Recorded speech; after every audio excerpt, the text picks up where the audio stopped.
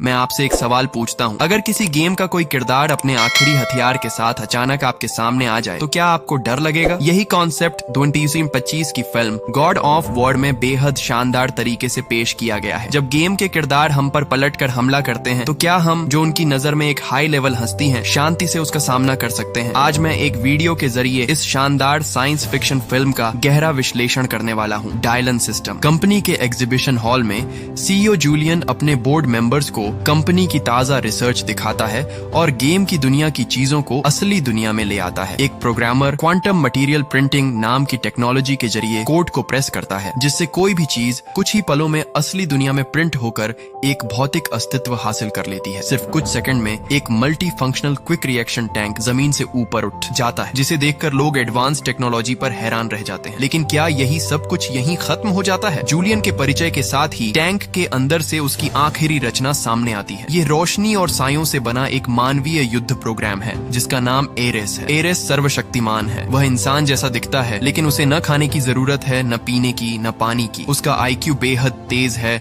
और उसे मौत का कोई डर नहीं है। जूलियन मजबूत लहजे में कहता है, महाशयों, यह हमारा सबसे परिपूर्ण सैनिक है। यह पूरी तरह आज्ञाकारी है और युद्ध में इसका कोई मुकाबला नहीं। एरेस एक अंतिम सैनिक है। उसे न खाने की जरूरत है, न पानी की, न खून की। और अगर किसी चमत्कार से यह युद्ध के मैदान में मारा भी जाए तो मैं आपके लिए एक और बना दूंगा। यह वाक्य एरेस के दिमाग में कील की तरह ढंस जाता है। पहली बार वह अपने निर्माता को एक अलग नजर से देखता है। वह नजर खाली है, लेकिन उसमें एक न खत्म होने वाली गहराई छिपी हुई है। जूलियन और निवेशकों की नजर में एरेस कोई जिंदगी नहीं, बल्कि एक इंसानी हथियार है जिसकी ताकत अपार है, समय सीमित है और जिसे बार बार इस्तेमाल किया जा सकता है। सभी लोग इस प्रोजेक्ट से संतुष्ट होकर वहाँ से चले जाते हैं। वे सब चले जाते हैं, लेकिन बाद में जूलियन की माँ एक भयानक सच्चाई बताती है कि एरेस की एक जानलेवा सीमा है। वह सिर्फ 29 मिनट तक ही अस्तित्व में रह सकता है। समय के साथ उसके शरीर की ऊर्जा और पदार्थ बिखरने लगते हैं और उसकी चेतना दोबारा वर्चुअल दुनिया में लौट जाती है, अगले आदेश का इंतजार करने के लिए। एरेस सब कुछ बदलना चाहता है और इसके लिए उसे केविन फलिन द्वारा छोड़े गए शाश्वत कोड की जरूरत होती है, जिसे इस ब्रह्मांड का निर्माता माना जाता है। लगभग उसी समय अलास्का के जंगली इलाके में एक और टीम प्रकृति की सीमाओं को चुनौती दे रही होती है। इस टीम का लीडर इनकर कंपनी का सीईओ है, जो जूलियन के मुकाबले ज्यादा बुद्धिमान, मेहनती और एक आदर्शवादी सोच का मालिक है। वह बर्फ में दबी हुई एक पुरानी बेस में मौजूद होता है, जिसका मालिक खुद इनकर कंपनी का संस्थापक केविन फलिन था। एरेस को पूरा यकीन है कि गायब होने से पहले फलिन ने अपना सबसे बड़ा रहस्य यहीं छुपा दिया था। वे लोग पुराने कोड की मदद से बार बार प्रयोग करते हैं और अचानक हवा में एक ताजा हरा पौधा धीरे धीरे अस्तित्व में आ जाता है, जो एक वास्तविक पौधा होता है जिसे छुआ भी जा सकता है। सबसे ज्यादा हैरान करने वाली बात यह होती है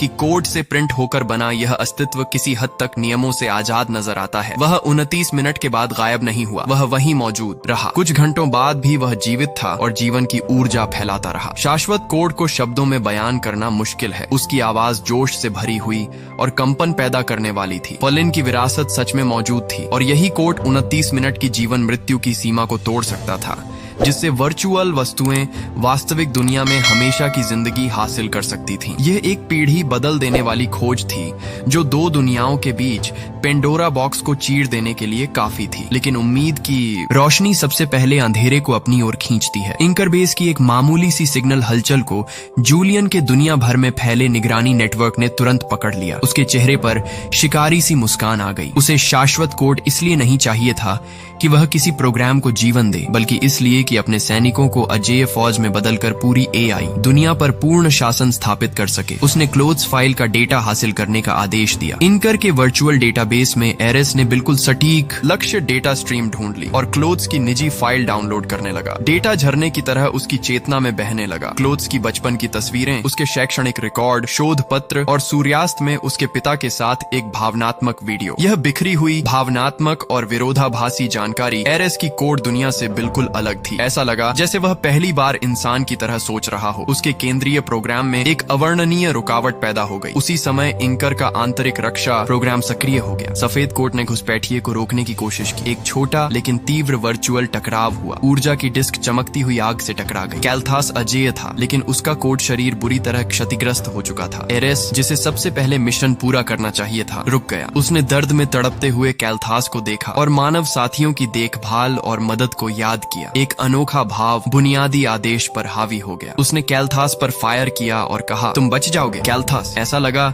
जैसे प्रोग्रामों ने मिशन पूरा कर लिया हो। जूलियन ने इंकर नेटवर्क में बम वायरस छोड़ दिया। सभी प्रोग्राम सैनिक एरेस समेत पल भर में राख बन गए। कोड दुनिया में वापस आकर एरेस ने देखा कि कैल्थास गायब था। उसने पहली बार अपने निर्माता से सवाल किया, सर, मैं जानना चाहता हूँ कि कैल्थास प्रोग्राम को क्यों सक्रिय नहीं किया गया और उसे दोबारा क्यों नहीं बनाया गया? तुम ये जानने के लिए उत्सुक क्यों हो? कैल्थास खराब हो चुका था, इसलिए उसे डिलीट कर दिया गया। बिल्कुल किसी भी ऐसे प्रोग्राम की तरह जो अपनी निर्धारित निर्देशों से बाहर काम करे। क्या तुम समझते हो? मास्टर कंट्रोल को स्वीकार करो। बिल्कुल, हम 100% बलि दिए जाने योग्य हैं। मिशन मास्टर कंट्रोल, ईव किम को खोजो। जी सर। एरेस ने सिस्टम के सुपर कंप्यूटर का इस्तेमाल करते हुए ईव की फ्लाइट जानकारी खोजी और जब उसने बेस की स्क्रीन लॉक की तो उसने वह पका हुआ संतरे का पेड़ देखा। 4 घंटे से ज्यादा समय बीत चुका था, लेकिन पेड़ अब भी खड़ा था। जूलियन बेहद खुश हो गया। उसने तुरंत कैल्थास और उसकी एडजुटेंट एथेना को आदेश दिया कि वे वास्तविक दुनिया में जाकर ईव का पीछा करें। एक अत्यधिक बुद्धिमान शिकारी खेल आधिकारिक तौर पर शुरू हो चुका था। जल्द ही जूलियन ने ईव को लॉक कर लिया, जो मोटरसाइकिल पर सवार थी। उसने कंपास सेट किया और आगे का रास्ता रोक दिया। ईव ने जल्दी ही कुछ गड़बड़ महसूस की।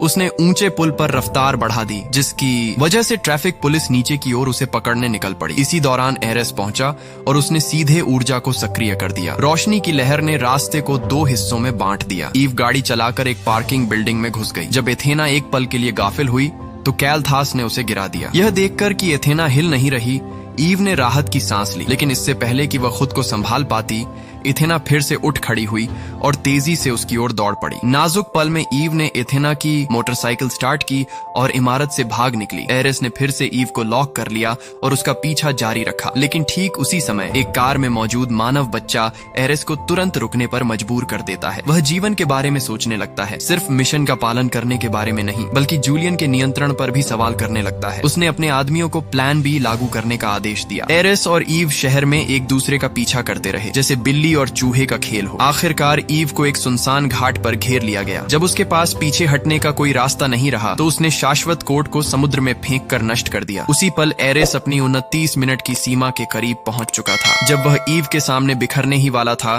तभी जूलियन के आदमी हेलीकॉप्टर से वहां पहुंच गए। तभी पता चला कि प्लान बी यह था कि डॉइट ईव को डेटा की शक्ल में प्रोग्राम की दुनिया में खींच लिया जाए। हालांकि शाश्वत कोड नष्ट हो चुका था, लेकिन वह अब भी ईव के दिमाग में मौजूद था। अगर उसके चेतन को पढ़ लिया जाता तो शाश्वत कोड हासिल किया जा सकता था, लेकिन ऐसा करने से ईव का शरीर पूरी तरह खत्म हो जाता और उसे वास्तविक अर्थों में मृत्यु का सामना करना पड़ता। यही बात एरेस को हिचकिचाहट में डाल देती है और यही मानवीय भावना जूलियन के लिए असहनीय बन जाती है। जूलियन बेहद गुस्से में था। उसे लगा कि एरेस का प्रोग्राम खराब हो चुका है, लेकिन सच यह था कि एरेस और ईव वे एक समझौते पर पहुंच चुके थे। एरेस को असली कोड में दिलचस्पी हो गई थी और वह एक वास्तविक अर्थपूर्ण इंसान बनना चाहता था। एथेना को आदेश मिला कि वह कोड हासिल करे और एरेस तथा ईव को डिलीट कर दे। दोनों ने सीधे डिजिटल नदी में छलांग लगा दी और एरेस की तकनीक का इस्तेमाल करते हुए फरार हो गए। वे नेटवर्क के आखिरी सिरे तक पहुंच गए, जो वर्चुअल दुनिया से बाहर निकलने का एकमात्र रास्ता था। प्रिंटिंग के जरिए वे दोनों सफलतापूर्वक असली दुनिया में आ गए और सारा काम एरेस पर छोड़ दिया गया। अब एरेस के पास सिर्फ 29 मिनट थे। इन्हीं पलों में उसे शाश्वत कोड हासिल करना था। एरेस, मुझे उम्मीद है कि यह तुम्हारे लिए काम कर जाएगा, क्योंकि अब कोई दूसरा मौका नहीं है, कोई दोबारा कोशिश नहीं है। ये तुम्हारी जिंदगी के आखिरी 29 मिनट है, इन्हें बर्बाद मत करना। जूलियन ने पागलपन में एथेना को बुलाया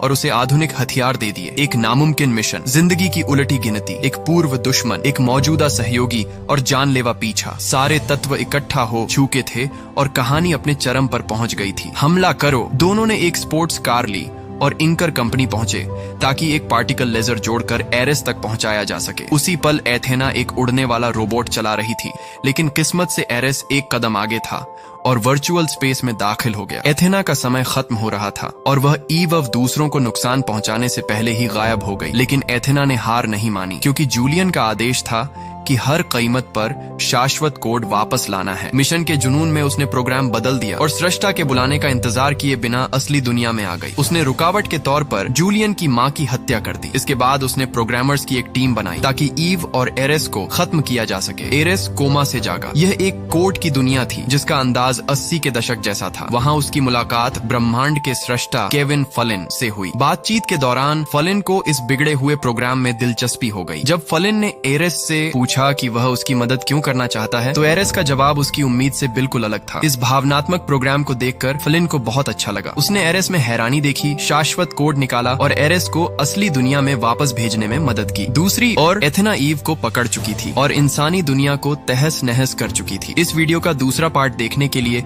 कमेंट में पार्ट 2 लिखें। अगर आपको हमारी वीडियो पसंद आए तो लाइक करें और चैनल को सब्सक्राइब करना ना भूलें। मिलते हैं अगली वीडियो में।